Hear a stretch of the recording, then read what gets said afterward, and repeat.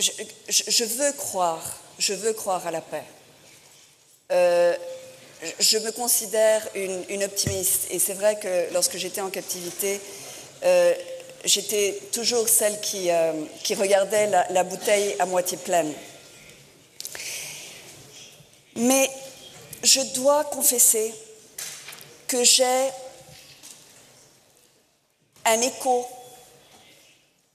dans ma tête, comme une alerte, comme un feu rouge qui s'allume et qui me dit: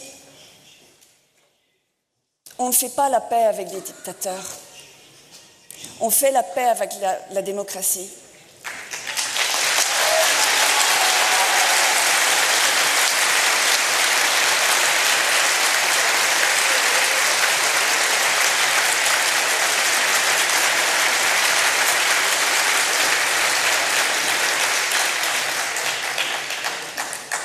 C'est pourquoi je crois que si nous voulons véritablement construire ce rêve de paix mondial, parce que lorsque nous parlons de l'Iran, nous sommes en train de parler de la paix dans le monde, il faut véritablement que nous construisions la démocratie en Iran.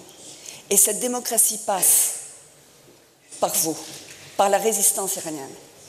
C'est pour ça que vous êtes si attaqués. Et c'est pour ça que nos amis...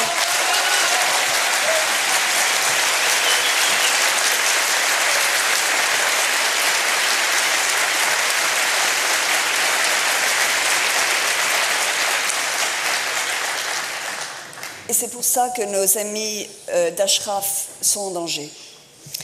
Le thème de notre rencontre d'aujourd'hui, c'est « Justice prevails ».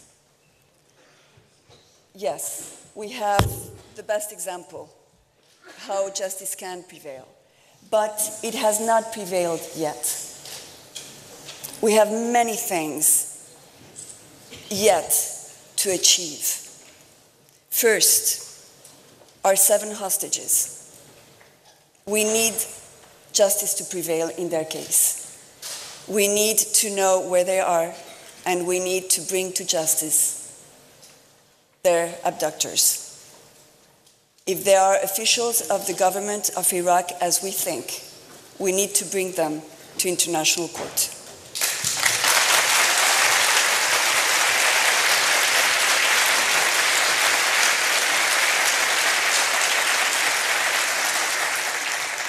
But we also need security to the residents of Camp Liberty. Security in front of those ghost terrorists that are attacking them, very close to where the Iraqi forces, the military of Iraq, are holding their bases. We need security for the people of Ashraf, and we need resettlement. We need the support of the European community. We need the support of the Americans. We need the support of the international community.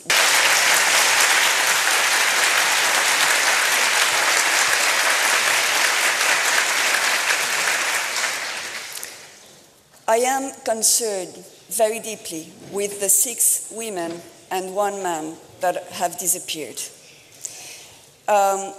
As you may know, I had been in captivity for several years myself, and I know what it is to be a hostage, what it is to be cut from communication, what it is to be held in hands that retain you against your will. And as I was reflecting on what could be my message to our friends in Ashraf, because I know these words are also for them who are looking at what we're saying today, I was thinking of my particular experience and how I was in that dark tunnel, how I was during those years where there was no good news, where there was no bright future, where I knew that everything was against our freedom, the political interests, the way Colombian politics was held at the time. I knew we were not important for the powers in place, and it meant for us long years of captivity. But you see, during all those years, we all clinged to hope. It was hope that maintained us, and it was hope that made us continue hoping. Hope is important when you are in the dark, because when you lose hope, you lose your dignity.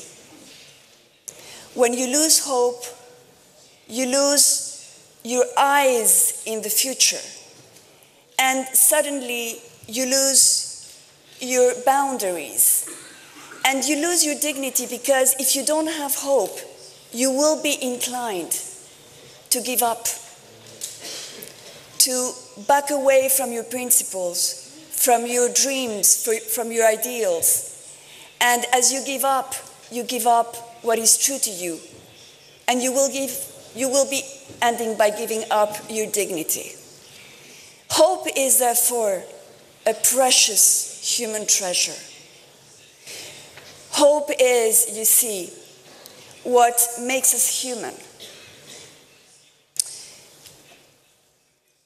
When we were freed after years of abduction, I could see how those who had hoped and who had been strong in their will, those who didn't give up, those who didn't let themselves enter into what some have called the syndrome of Stockholm, which is nothing else than the idea that you have to think that the ones who are abducting you are right. Because if you tell them that they are right, perhaps they will give you back to your family.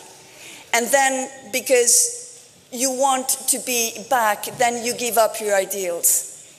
Well, it's very sad to say, but in my companions that came to freedom at the same time as I did, today I can see what that meant. You see, you can't forgive the people that have been doing wrong to you. You can't forgive your enemy. But it's very difficult to forgive yourself.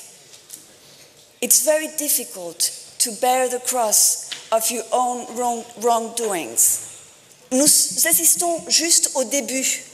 C'est le début de cette campagne pour faire revenir nos 7 frères et sœurs otages en ce moment dans les mains du gouvernement irakien.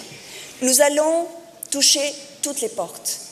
Nous allons ouvrir tous les cœurs. Nous allons expliquer qui vous êtes, votre lutte, votre histoire. Et nous allons vous défendre avec amour. We will succeed and we will have our 7 hostages back. We swear for that.